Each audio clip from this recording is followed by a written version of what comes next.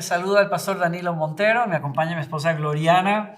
Es un gusto que comenzamos hoy un viaje nuevo a través de la Biblia, y en esta ocasión es el libro de los Hechos de los Apóstoles, así se le llamó a este libro. Y es escrito por uno de los evangelistas, el que escribe el Evangelio según Lucas. Lucas es un doctor y es una persona que con mucho cuidado, según él mismo lo dice, se dedicó a investigar todos los hechos, cómo pasaron las cosas, para registrarlo. Y eso es lo que es el Evangelio de Lucas. Pero él no dejó su tarea allí, sino que continuó y nos deja, yo diría que es de todo lo que pudiéramos decir nosotros, este quizás es uno de los grandes tesoros de la fe, lo que nos da sustento a nosotros como cristianos, porque es el testimonio de una persona que conversó con aquellos que vieron a Jesús subir al cielo y que recibieron el Espíritu Santo y terminaron siendo los testigos que son a los que les debemos nosotros, que hoy usted y yo digamos, yo quiero seguir a Jesucristo, yo soy cristiano. Y ese es el libro de los Hechos.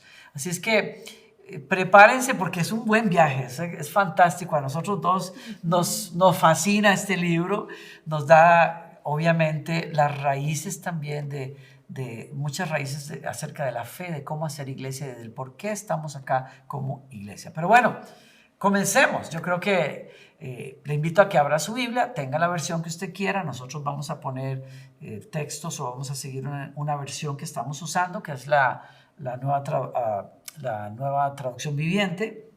Usualmente es la que usamos. Y también vamos a tener las notas, como siempre. Aquí en el chat va a haber un enlace. Usted puede hacer clic ahí y lo va a llevar a donde van a estar las notas completas de todo el libro. ¿Están listos? Avísenos en el chat. Saludos a todos los que nos están siguiendo en otras partes del mundo. Ustedes nos encanta verlos aquí. Por favor, díganos de qué país nos están viendo. Si tienen preguntas, ¿por qué no? Escríbanos preguntas. Si hay algo que no les queda claro, les vamos a contestar con mucho gusto. ¿Les parece? Comenzamos. Obviamente invitamos al Espíritu del Señor a que nos ayude, que nos dé gracia para poder acercarnos a la palabra. Y entonces, el primer capítulo que vamos a ver hoy como introducción, es un capítulo que habla sobre los 4 aspectos del tema que cubre este capítulo, y es la fe de los primeros cristianos. ¿Te has preguntado cómo era la iglesia en sus inicios? Bueno, esto te da un fantástico vistazo de cómo es. 4 aspectos de lo que significa ser un testigo eficaz de Jesucristo. Muy bien, y bueno, para seguir, bueno, igualmente es un placer compartir contigo estos estudios que hemos disfrutado muchísimo. Espero que usted también los haya seguido. Es tan importante analizar cómo era la fe de estos primeros cristianos, porque muchas veces cometemos el error de ir a la forma de cómo se movían los cristianos en el primer siglo. Pero en vez de ir a la forma, nosotros necesitamos ir al fundamento de la forma. ¿Qué era lo que ellos creían? ¿Cuál era esa fe que los hacía o que los hizo hacer las cosas como lo hicieron, para poder aplicar ese mismo fundamento? Y entonces el Espíritu Santo nos guía a hacer iglesia para el siglo XXI. Es muy importante esto porque muchas veces decimos, no, pues los primeros cristianos lo hacían de esta forma. Claro, era su realidad, pero lo que nunca podemos variar es este fundamento de la fe, que tiene que ser igual. Entonces, el primer fundamento que ellos tienen de la fe de los cristianos, como ellos fueron testigos exitosos, como lo dijo mi esposo, es que ellos creían en el Cristo resucitado. Y esta es la primera parte. Vamos a ver 4 aspectos de esta fe, como lo dijo Danilo. Y esto va en el capítulo 1, del verso 1 al verso 11. No lo vamos a leer todo, sino vamos a dividir esta primera parte en 3 bloques. ¿De qué quiere decir creer en el Cristo resucitado? Realmente ayer compartías algo tan increíble de lo que es la verdad de la resurrección.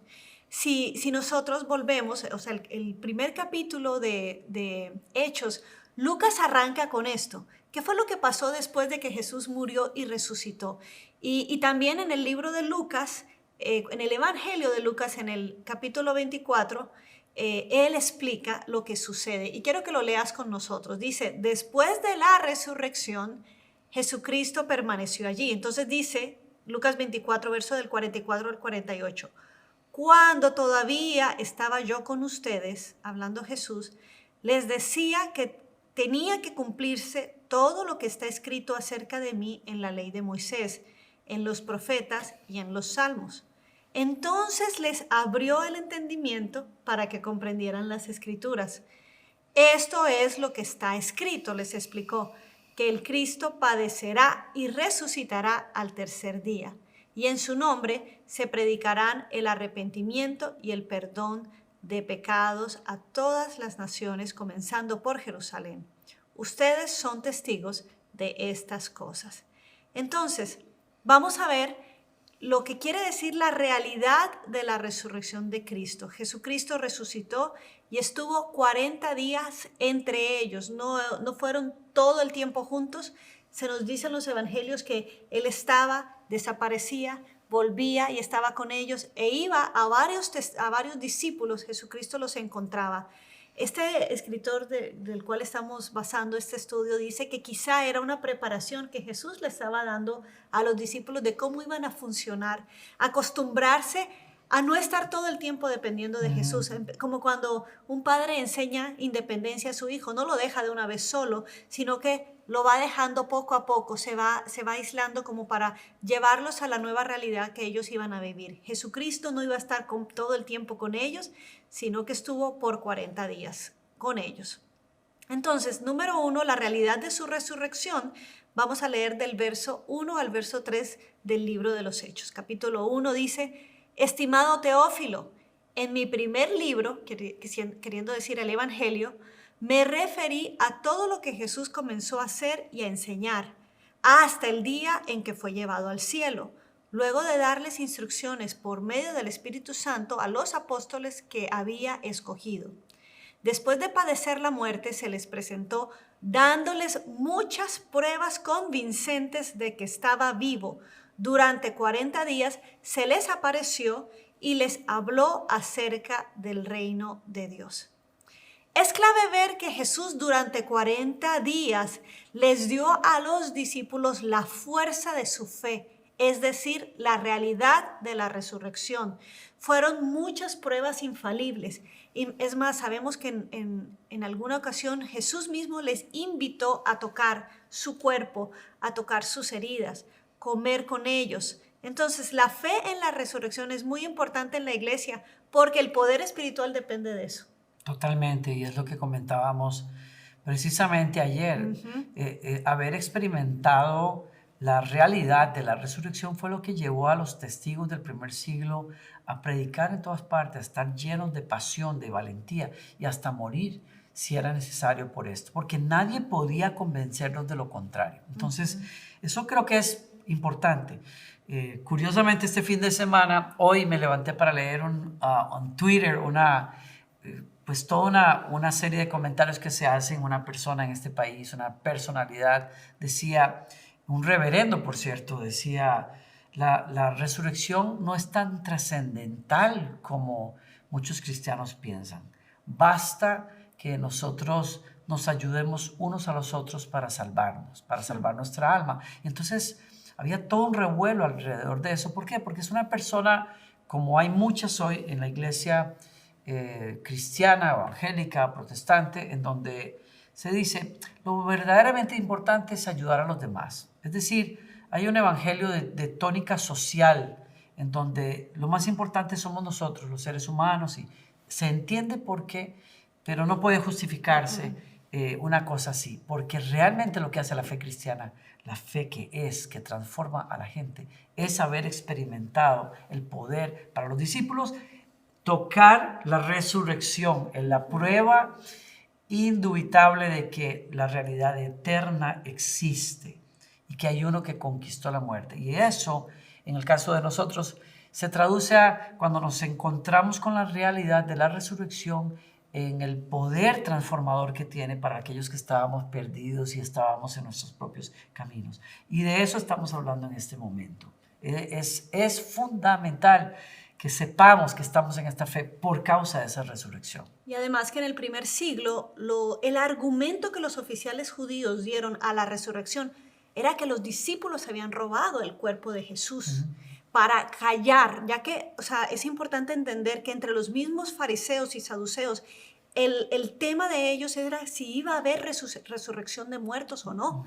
Entonces ellos, para callar esto, dicen, no, no resucitó, sino que se lo robaron los discípulos. Y ellos son testigos eficaces que hasta el punto de dar su vida por este testimonio de que ellos no robaron este cuerpo, sino que ellos palparon la resurrección. Me voy a otro hecho también que me llamó la atención, y no recuerdo si lo comenté ayer en la prédica, pero me parece importantísimo entender que la Biblia y los evangelios también tratan de demostrar que Jesús murió, no fue que se desmayó. Sí. No fue, hay una canción, y me inquieta eso, porque hay una canción de amigos míos que dice, para resurrección decía, Él no murió, queriendo decir, es una mala traducción, porque lo que quería decir era, Él no se quedó muerto. Pero cuando cantamos, Él no murió, estamos diciendo algo que contradice el testimonio cristiano. Claro. Él murió y los discípulos lo vieron morir, y Juan dijo, yo vi esa espada que atravesó el costado de él, y yo sé que él murió, claro, pero también yo sé que él resucitó, por eso él es el Hijo de Dios. Así es. Y también algo importante que viene Jesús a decirles, a enseñarle en esos 40 días, es que el mensaje del Evangelio cambia la forma o cambia el significado para ellos, por lo tanto para nosotros, de lo que es el reino de Dios.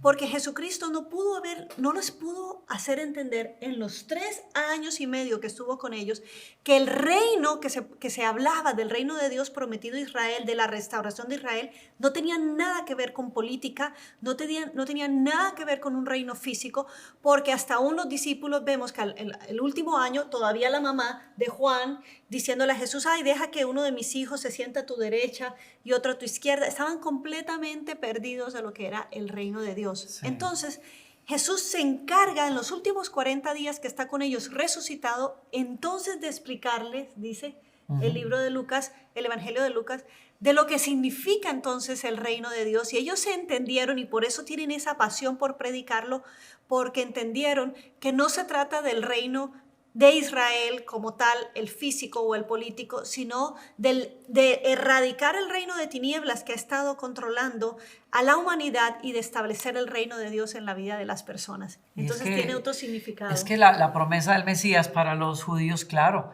estaba interpretada y contiene una promesa de que cuando Él venga, pero no sabían ellos que era en su segunda venida, cuando Él venga, va a restablecer a Israel como país, como nación, y va a regresar una gloria que Israel perdió. Pero eso me pasa, yo pienso que a veces a los cristianos nos pasa eso, nos pasa que estamos tan inmersos y permeados por la cultura de mi país o mi cultura, que mi cultura y mi forma de pensar termina dominando la verdad que recibo del Evangelio, en vez de que la verdad, exacto, la filtra, y a ellos les pasó. Yo decía así, todo lo que tú quieras, Señor, pero vas a restaurar el reino de Israel primero, y luego lo que tú quieras. Y Jesús, como tú dices bien, pues les cambió la manera de pensar y les ayudó a entender, no, el reino es espiritual primero en la tierra. Bueno, entonces pasamos a otro. Sí.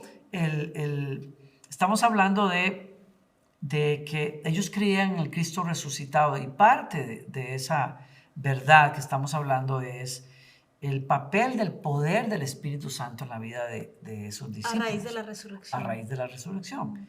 Y quiero que lean conmigo verso 4 al 8. Una vez, mientras comía con ellos, les ordenó, no se alejen de Jerusalén. Estoy leyendo a Lucas. Si no esperen la promesa del Padre, de la cual les he hablado. Juan bautizó con agua, pero dentro de pocos días ustedes serán bautizados con el Espíritu Santo. Entonces los que estaban reunidos con él le preguntaron, Señor, ¿es ahora que vas a restablecer el reino a Israel? Y ahí es donde les dice, no les toca a ustedes conocer la hora ni el momento determinados por la autoridad misma del Padre, les contestó Jesús.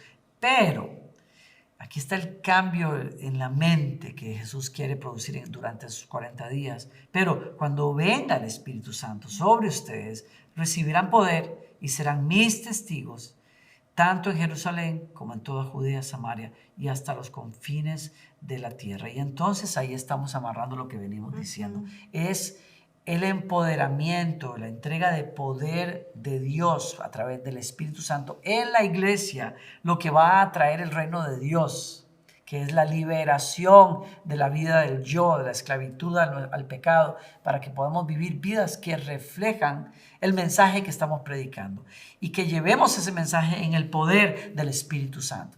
En otras palabras, lo clave aquí que hoy estamos hablando es ser testigos de Cristo y ser testigos del mensaje. La palabra testigo en el original quiere decir mártir y incluye la idea precisamente de que aquellas personas que testifican de Cristo están dispuestos a hacerlo aún al costo de sus propias vidas. Y por eso Jesús dice, de eso se trata el reino que viene. Y este reino se va a extender a todas partes del mundo, primero en Jerusalén, luego en Judea, luego en Samaria. En otras palabras, no va a haber limitación de a dónde va a llegar. Ustedes van a ir hasta los mismos samaritanos que a ustedes no les gustan y van a hablarle a grupos que ustedes dirían, no, esos no son dignos. No, ustedes van a hablarles a esos grupos. Ustedes van a ir a islas, van a ir a culturas, van a ir a nativos, van a ir a todas partes del mundo hasta que toda lengua y nación conozca este mensaje. Me gusta porque lo que está haciendo Jesús al darles esta profecía de cómo iba a ser la predicación del Evangelio, realmente ellos lo cumplen en el libro de los Hechos, en esta idea geográfica de cómo se extendió. Por ejemplo, cuando dice, me serán testigos en Jerusalén, eso está en Hechos, en los capítulos del 1 al 7, está Jerusalén. Pero después, a causa de la persecución, ellos fueron llevados a Judea y a Samaria. Eso lo vemos en el capítulo 8 y 9 del libro de los Hechos. Y después, hasta lo último de la tierra, lo que ellos conocían en ese momento, que era la tierra, es el evangelio a los gentiles, este ministerio de Pablo a los gentiles y de la iglesia como tal. Y lo vemos a partir del capítulo 10 de Hechos al capítulo 28. O sea que realmente ellos cumplieron en ese orden lo que ya se les había anunciado. Para los judíos, el pueblo de la promesa son los judíos y lo demás son personas que no están bajo la promesa y son los gentiles. O sea, no es porque la gente fuera muy gentil, ¿okay? No, nada más porque es una buena nota. Es una buena nota. Si usted está comenzando a leer las escrituras... A los buena gentes no judíos, a los gentiles no judíos. Entonces, gentiles todo el mundo, lo contrario. todas las... Sí.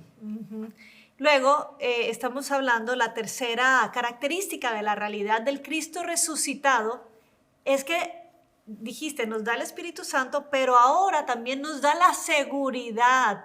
Porque Cristo resucitó, la iglesia tiene la seguridad también de su regreso y que sus promesas son verdaderas. Y eso está también en el libro de Hechos, capítulo 1, los versos 9 al 11. Leamos, dice, habiendo dicho esto, mientras ellos lo miraban, fue llevado a las alturas hasta que una nube lo ocultó de su vista. Ellos se quedaron mirando fijamente al cielo mientras él se alejaba. De repente se les acercaron dos hombres vestidos de blanco que les dijeron, Galileos, ¿qué hacen aquí mirando al cielo? Este mismo Jesús que ha sido llevado entre ustedes vendrá otra vez de la misma manera que lo han visto irse. Y aquí tenemos que la ascensión de Jesucristo no simplemente fue un hasta luego o bye bye, ahí nos vemos cuando ustedes se mueran. No, hay una promesa que dos ángeles dieron testimonios. ¿Y qué hacen mirando al cielo? ¿Qué creen? Tranquilos, Él va a volver. Entonces, es importante entender que la ascensión de Jesucristo en cuerpo resucitado, para esa persona que dice que no tiene tanta importancia la resurrección, es, como explica Pablo en el Nuevo Testamento, es la primicia, es la garantía de que un hombre ya está allá. Un hombre transformado ya está allá. Un ser humano está allá. ¿Y cuál es el ministerio de Jesucristo transformado? Bueno, hay varias cosas que Jesucristo está haciendo. Hay 4 cosas que nos explica la palabra de Dios, que qué está haciendo Jesús como un hombre delante del Padre. Dice la palabra de Dios que número 1, al él estar allá, le dio entrada al Espíritu Santo, para que el Espíritu Santo pudiera habitar en cada uno de nosotros. El cuerpo de Jesús es limitado en presencia, pero el Espíritu Santo puede habitar dentro de cada uno de nosotros. Número uno. Número dos, Jesucristo está allá como un sumo sacerdote intercesor, uno que se puede identificar, uno que intercede cuando nosotros confesamos, como dice el primera de Juan, que nosotros somos perdonados cuando confesamos nuestros pecados. Entonces hay uno que puede interceder por nosotros, el perdón de pecados. Y tres, también vemos a uno que es un abogado, también dice, uno que está intercediendo por nosotros a favor de Dios. Y cuarto, Él es la cabeza de la iglesia, o sea que Él está allá dirigiendo a su iglesia y apoyándole, trabaja con su iglesia, que es su cuerpo, para cumplir el propósito de establecer ese reino Eso de que Dios. acabas de decir me lleva atrás un momento también en cuanto a lo del sacerdocio y la abogacía de Cristo, porque, aclaro, no es que Jesús nos tiene que defender de Dios Padre, no es tampoco que tiene que convencerlo de cosas a Dios Padre. Lo que quiere decir ser sumo sacerdote tiene que ver con la imagen del sumo sacerdote en el Antiguo Testamento, que se acercaba a Dios y en su pecho traía la representación de cada una de las tribus de Israel y pedía a Dios por ellos. Y en ese sentido Jesús es esa conexión entre los que estamos de camino al que ya llegó, el que ora y le pide a Dios Padre la gracia que nos dé los recursos. Se iba a la otra cosa, como abogado también. Él es el que nos pasa lo que el Padre es y nos lo entrega a través del Espíritu Santo. Entonces es bonito revisar ese concepto y en algún momento lo vamos a estudiar seguramente. Me encantó porque una vez más se cumple lo que dicen los salmos, que es la gracia, o sea, la misericordia y la verdad, la justicia. Por un lado, al él identificarse con nosotros, nos da su gracia para ayudarnos, ¿no?, a llevar a cabo el ministerio, pero también como abogado ya tiene las pruebas, su sangre es la prueba para recibir la justicia de Dios. Me encanta eso. Y ahora sí vamos entonces a ver el punto número 2 de este capítulo, cómo lo estamos dividiendo, la fe que tenían estos creyentes del primer siglo. Y el segundo punto es que ellos creían en la unidad, creían en estar juntos y en depender uno del otro, en confiar uno en el otro. La unidad de ese cuerpo es fundamental para la iglesia del primer siglo. Yo creo que tiene que ser para nosotros. Dice en el verso 12, entonces regresaron a Jerusalén desde el monte llamado de los Olivos, situado aproximadamente a 1 kilómetro de la ciudad. Y cuando llegaron, subieron al lugar donde se alojaban. Estaban allí Pedro, Juan, Jacobo, Andrés, Felipe, Tomás, Bartolomé, Mateo, Jacobo, hijo de Alfeo, Simón el celote y Judas, hijo de Jacobo. Todos, miren acá, qué tremenda cohesión, todos en un mismo espíritu. Se dedicaban a la oración junto con las mujeres y con los hermanos de Jesús y su madre María. Todos en un mismo espíritu. Se menciona 6 veces en el libro de Hechos para de alguna manera decirnos, esto no era simplemente estar cercanos físicamente, no, estaban en un mismo espíritu. Nada hace a la iglesia más poderosa que cuando nos unimos en espíritu. No tenemos que pensar exactamente igual.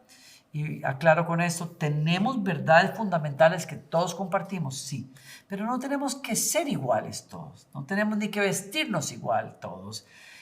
No importa eso, lo que sí importa es que estemos en la misma actitud. Buscamos a Dios, amamos las Escrituras, respetamos las Escrituras, tratamos de aplicarlas a nuestras vidas. Estamos abiertos al Espíritu Santo, creemos en la identidad de lo que es el cuerpo que Jesús dejó, la iglesia. Yo creo que eso es quizás una de las cosas más poderosas que podemos ver aquí en la palabra. Y que nos habla acerca de lo que Dios quiere para la iglesia también hoy, en el siglo XXI. El tercer aspecto de la fe que tenían estos cristianos del primer siglo es que ellos creían en la oración.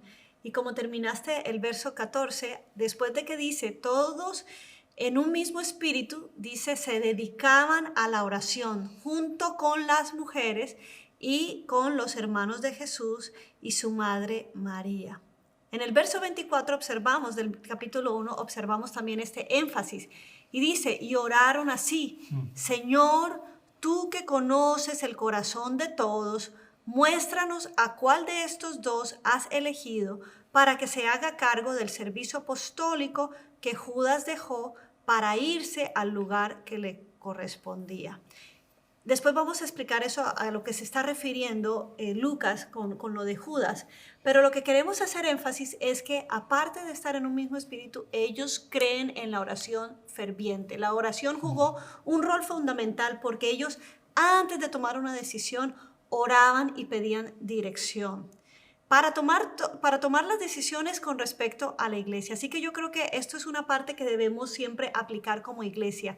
Podemos saber cómo hacer iglesia, pero tenemos que entender que esto es del Espíritu Santo y que para cualquier decisión, personas que vamos a traer al equipo, sobre todo, gente que va a estar al lado nuestro, Espíritu Santo, Señor, muéstranos, tú que conoces todo, tú que conoces los corazones, Señor, trae a las personas y así poner todo en oración. Bueno, y la oración también fue la respuesta de ellos a los momentos de sufrimiento, de persecución.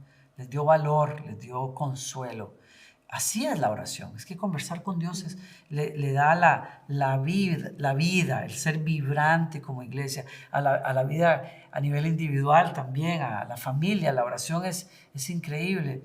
Y yo recuerdo que en una ocasión estaba visitando un país y había una pareja que me atendió esos días, una gente muy especial. ¿Cómo ha sido la gente cuando vamos a servir en otros países? Y cuando terminaron los días con ellos, había sido un día largo, estaba todavía en el auto con ellos, se iban a despedir de mí y les dije, ¿me permitirían orar?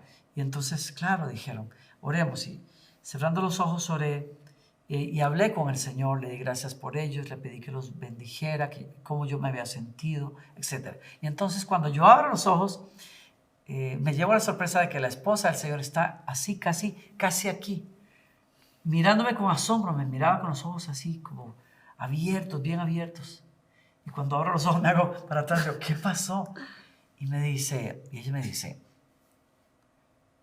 ¿eso es de verdad? Le dije, ¿qué quiere decir? Le dije, ¿es real esto? ¿Qué? Me dice que uno puede hablar con Dios así. Y aquello me conmovió, de hecho, en el momento. Me conmovió, me sacudió.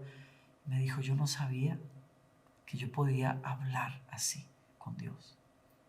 Es que una cosa es hablar de Dios, otra cosa es hablar con Dios. ¡Qué belleza! ¿Cómo cambia la experiencia de lo que es la presencia de Dios? ¿Cómo traduce la fe a sentimientos también, a momentos que nos renuevan a todos, que todos hemos tenido? Vuelvo a otra experiencia en Japón hace muchos años que noté que en cada barrio que visitábamos había un pequeño altar de piedra y pregunté porque eran muchos. Dije, ¿qué es eso? Me dijo, bueno, ahí es donde los japoneses van a meditar y tienen que tener uno de esos en cada barrio. Cuando las personas tienen problemas, se meten ahí, se sientan y no salen de allí hasta que meditaron lo suficiente. Y le dije, ¿y en qué consiste? No, pues ellos simplemente tratan de reflexionar en el problema y las posibles soluciones que tengan. Y dije, fantástico, ojalá tuviéramos más de eso acá. Pero luego me vino el pensamiento, wow, qué increíble, qué bueno es eso. Pero no es una interacción con nadie más, es simplemente con ellos mismos. Y aunque es muy necesario, es otra cosa cuando uno tiene una conversación con una persona que ama y que respeta, es otra cosa. Y los discípulos descubrieron esto los 40 días, o más bien después de esos 40 días que Jesús se fue, cuando siempre lo tuvieron a él, siempre lo veían orar, y le dijeron, ora Señor, enséñanos a orar, pero ahora fue que les tocó, ahora ya se fue, y ahora, ¿qué tenemos? Tenemos la oración, y tenemos que tener la confianza de que Él está allá arriba, pero nos está escuchando en este momento, y eso te puede cambiar la vida, y es tan sencillo como sentarse y simplemente expresarle tu corazón a Dios, expresarle tus alegrías, tus luchas, tus necesidades y esperar ahí, saber que la presencia de Dios te va a contestar, te va a llenar, te va a aliviar el corazón, te va a recordar la palabra. Es poderosa la Y qué oración. rico es encontrar personas. Yo creo que aquí el Señor también, si no eres una persona que eres fuerte en la oración, yo creo que un consejo que podemos darte es, empieza a buscar gente que sabes que le gusta orar, no que sabe orar. Porque el mismo Jesús lo dijo, hay gente que con su palabrería cree que va a ser oída. Hay gente que uno sabe que saben orar. Y aquí en la iglesia sabemos, hay muchas, o sea, amamos la oración, pero hay momentos en donde decimos, ay, qué rico, cómo ora esta persona, Sí, ¿verdad? qué rico pasar tiempo y donde se derrama el alma, donde no solamente, no es almática, no es algo emocional, Así es es. algo que es realmente gente que sabe hablar con Dios. Y recuerdo que en uno de tus testimonios que has dado, creo que la mejor herramienta que podemos tener cuando nuestro corazón se siente desanimado, cuando estamos en la iglesia, no es que estemos en pecado, pero hemos dejado de visitar el altar, el estar en la presencia de Dios, es sentarte al lado de alguien que ha estado con Jesús. Cierto. Y cuentas en esa experiencia, has contado cómo el pastor Rey Matos, cuando te escuchó como desanimado, un poco frío, simplemente se sentó y trajo a Jesús a la habitación en su oración, conversó con Sí, Jesús y de te hecho me hizo dijo agua a la eso. boca. Hoy no, porque yo amaba orar, pero yo estaba en un desierto espiritual. Y él me escuchó decir que no podía orar. Y entonces me dijo, yo le dije, no sé cómo orar. Y se sentó y me dijo, siéntate acá a mi lado. Me dice, te voy a recordar cómo se ora. Se ora así. Y cerró los ojos y él comenzó a hablar con Dios. Ay, y eso me deshizo, eso me quebró. Por eso es que los cristianos del primer siglo nos recuerdan lo poderoso que es encontrar a alguien con el cual puedas hablar con Dios y no saben ni qué decir. A nosotros nos toca ahora con nuestra hija Victoria, que cuando le pedimos orar, ella dice, pues que no sé qué decir. Y no sé qué decir, y háganlo ustedes. No, mi amor, hazlo tú. Y cuando la animamos y la empujamos a veces y le explicamos cómo es, de qué se trata esto, se suelta con unas palabras y unas oraciones Y que uno una dice, guía del wow, Espíritu, sí, toca temas y puntos que no habíamos orado nosotros, sí, o sabemos la obra del Espíritu en su sí, corazón. ¿verdad? Así es que anímense y aprendamos de los cristianos del primer siglo a través de estas palabras. Ellos también, el cuarto punto, ellos creían en la guía de Dios para con sus vidas. Es decir, que la razón por la que oraban es porque creían que Dios iba a contestar, que Dios les iba a guiar en una decisión que tenían que tomar. Y eso pasó, como ya lo leímos, en el caso de cuando ellos pierden a Judas, que era uno de los 12, y ellos entienden que ese discípulo tiene que ser sustituido por otro, un genuino discípulo de Jesucristo. Y Pedro les indica las razones. Les dice, hermanos, tenía que cumplirse la escritura. Estoy en el verso 16, que por boca de David había predicho el Espíritu Santo en cuanto a Judas, el que sirvió de guía a los que arrestaron a Jesús. Judas se contaba entre los nuestros y participaba en nuestro ministerio. Con el dinero que obtuvo por su crimen, Judas compró un terreno. Allí cayó de cabeza, se reventó y se le salieron las vísceras. Todos en Jerusalén se enteraron de ello. Así que aquel terreno fue llamado Acéldama, que en su propio idioma quiere decir campo de sangre. Y continúa el verso 20, porque en el libro de los Salmos, continuó Pedro, está escrito que su lugar quede desierto y que nadie lo habite. También está escrito que otro se haga cargo de su oficio. Y allí, por el Espíritu Santo, Pedro entendió cuando leía esos textos, miren qué belleza. Estaba hoy imaginando cuando veníamos para acá, las personas no tenían una Biblia en la mano. Quiere decir, de dónde Pedro pudo leer esa escritura y dejar a Dios decirle, oye, eso tiene que ver con Judas. ¿Habrá sido quizás en la sinagoga, en el templo? que leyeron estos versos y ahí fue que el Espíritu Santo le dijo, mira, es lo que pasa. Y ese versículo, que otro se haga cargo de su oficio, tiene que ver con algo que quiero que hagas, y es busca un sustituto. Entonces, versos 21-22 dice, por lo tanto, es preciso que se una a nosotros un testigo de la resurrección, uno de los que nos acompañaban todo el tiempo que el Señor vivió entre nosotros, desde que Juan bautizaba hasta el día en que Jesús fue llevado de entre nosotros. Y así que propusieron a dos, a José, llamado Barsabás, apodado el Justo, y a Matías. Y entonces, en un momento en que Jesús no está para guiarlos directamente, o él decir, bueno, vamos a escoger tal, ellos recurren a la oración y creen que el Espíritu Santo les va a hablar. Y en ese aposento alto, unas versiones dicen que echaron suertes, otras versiones dicen que simplemente votaron y creyeron que a través de esa votación, después de haber orado, de los 11 discípulos, Dios les dijo, esta es la persona. Bellísimo, muy importante, muy práctico para tus decisiones, para tu trabajo, para tu novia, tu futura esposa, para escoger quiénes van a ser líderes en una iglesia. Que Dios nos dé testimonio, que sus vidas den testimonio, como fue el caso aquí. Hay cosas muy bonitas que se pueden sacar de ahí, ¿no? Así es.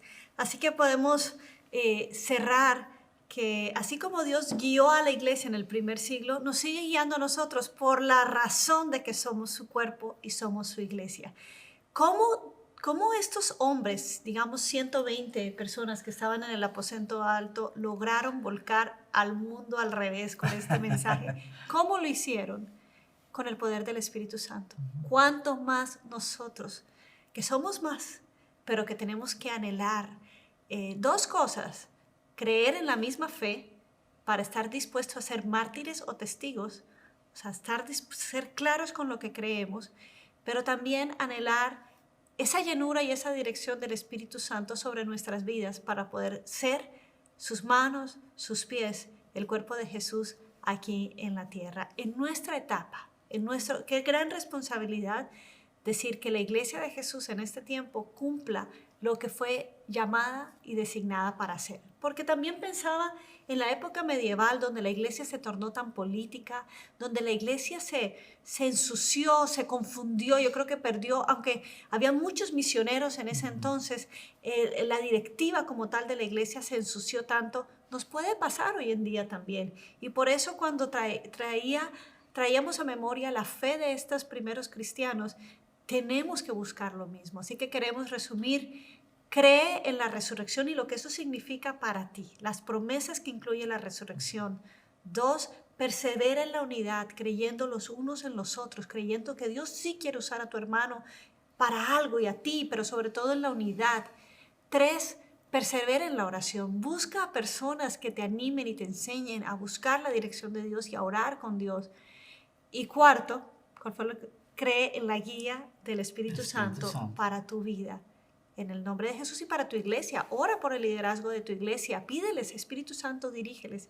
Espíritu Santo, trae a las personas idóneas para el ministerio y vamos a ver el resultado de Dios. Oramos un momento. Gracias te damos, Padre, por este tiempo en tu palabra. Y yo oro, Señor, que tu Espíritu Santo sea llenándonos a todos, Señor, dándonos esa valentía para ser testigos de la resurrección, ayudándonos a ver, Señor, que nuestra fe no es una fe ciega, que se basa sobre lo que testigos honestos y fieles en el primer siglo experimentaron, dijeron, escribieron y por lo cual murieron. Señor, ayúdanos a atesorar esta fe, pero a compartirla al mismo tiempo. Ayúdanos a mantenernos vivos, ardiendo en la vida de oración. Ayúdanos también, Señor, a mantenernos unidos como iglesia, Señor. Hoy que después de un año de pandemia, muchas personas temen reunirse y temen conectarse y muchos se han descuidado, otros se han distraído. Yo te pido, Señor, que vuelvas a conectarnos como en comunidades fuertes de amor, de servicio, de respeto y que giran alrededor de este evangelio. Y Señor, ayúdanos también a ser guiados por tu Espíritu Santo a través de la oración. Gracias en el nombre de Jesús. Amén. Nos encanta estar con todos ustedes. Gracias por compartir este momento. Escríbanos allí sus preguntas. Nos vemos la próxima semana en el capítulo 2 del libro de los Hechos.